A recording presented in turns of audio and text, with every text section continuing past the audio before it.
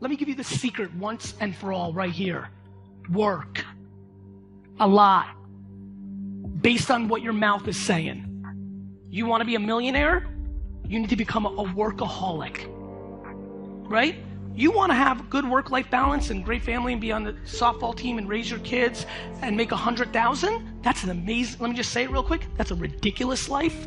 Making $100,000, that's a ridiculous life. You make $47,000 and see your kids and do your thing and be happy. That's great, right?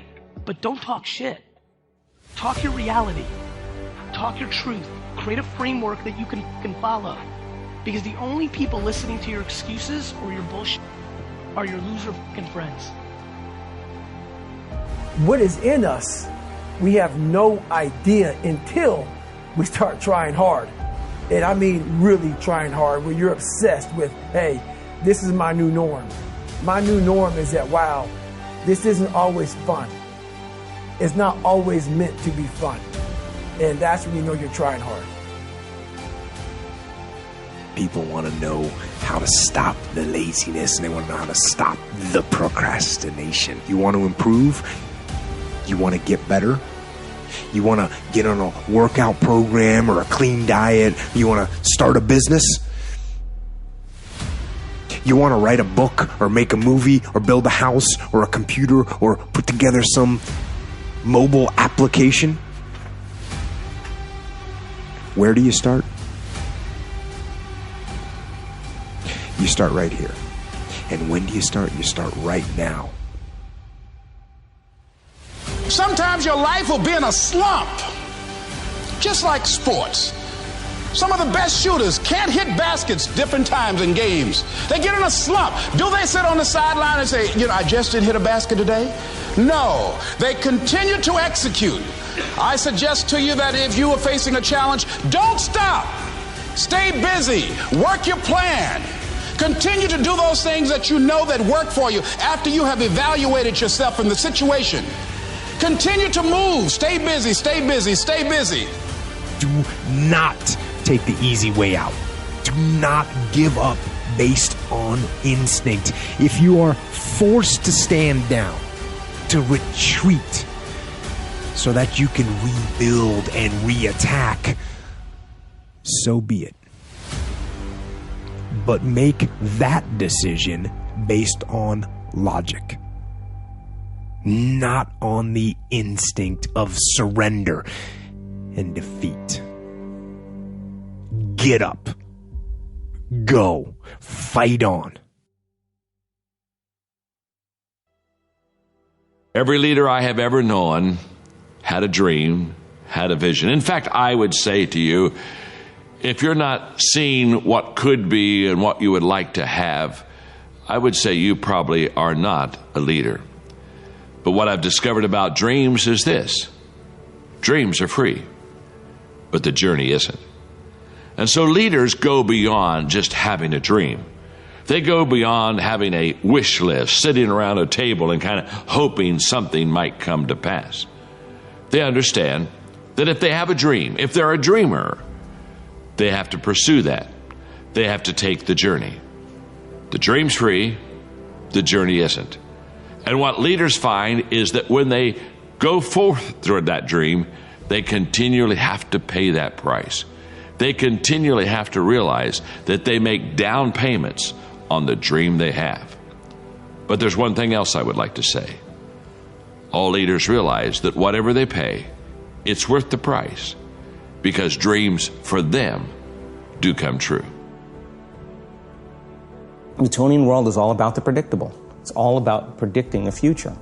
But the quantum model of reality is about causing an effect.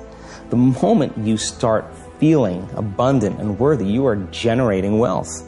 The moment you're empowered and feel it, you're beginning to step towards your success. The moment you start feeling whole, your healing begins. And when you love yourself and you love all of life, you'll create an equal. And now you're causing an effect. And I think that's the difference between living as a victim in your world, saying, I am this way because of this person or that thing or this experience. They made me think and feel this way. When you switch that around, you become a creator of your world, and you start saying, my thinking and my feeling is changing an outcome in my life, and now that's a whole different game, and we start believing more that we're creators of reality. How do we then go from that, like mechanistically, to begin this visualization process of something that's empowering? It's me in a different state. It's my future self. Is it meditation? Is it, what does that look like? If you're not being defined by a vision of the future, then you're left with the old memories of the past, and you will be predictable in your life. And if you wake up in the morning and you're not being defined by a vision in the future, as you see the same people and you go to the same places and you do the exact same thing at the exact same time, it's no longer that your personality is creating your personal reality. Now your personal reality is affecting or creating your personality. Your environment is really controlling how you think and feel unconsciously, because every person, everything, every place, every experience has a neurological network in your brain. Every experience that you have with every person produces an emotion. So some people will use their boss to reaffirm their addiction to judgment. They'll use their enemy to reaffirm their addiction to hatred. They'll use their friends to reaffirm their addiction to suffering. So now they need the outer world to feel something. So to change then is to be greater than your environment, to be greater than the conditions in your world. And the environment is that seductive. So then why is meditation the tool? Well, let's sit down, let's close our eyes. Let's disconnect from your outer environment. So if you're seeing less things, there's less stimulation going to your brain. If you're playing soft music or you have earplugs in, less sensory information coming to your brain, so you're disconnecting from your environment. If you can sit your body down and tell it to stay like an animal, stay right here. I'm going to feed you when we're done. You can get up and check your emails. You can do all your texts. But right now, you're going to sit there and obey me. So then, when you do that properly, and you're not eating anything or smelling anything or tasting anything, you're not up experiencing and feeling anything, you would have to agree with me that you're being defined by a thought, right? So when the body wants to go back to its emotional past, and you become aware that your attention is on that emotion, and where you place your attention is where you place your energy, you're siphoning your energy out of the present moment into the past, and you become aware of that.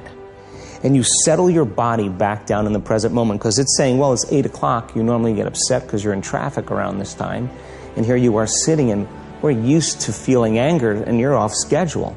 Oh, it's 11 o'clock, and you usually check your emails and judge everybody. Well, the body's looking for that predictable chemical state. Every time you become aware that you're doing that and your body is craving those emotions and you settle it back down into the present moment, you're telling the body it's no longer the mind, that you're the mind. And now your will is getting greater than the program. And if you keep doing this over and over again, over and over again, over and over again, just like training a stallion or a dog, it's just going to say, I'm going to sit. And the moment that happens, and the body's no longer the mind, when it finally surrenders, there's a liberation of energy. We go from particle to wave, from matter to energy, and we free ourselves from the chains of those emotions that keep us in the familiar past. And we've seen this thousands of times. In fact, we can actually predict it now on a brain scan.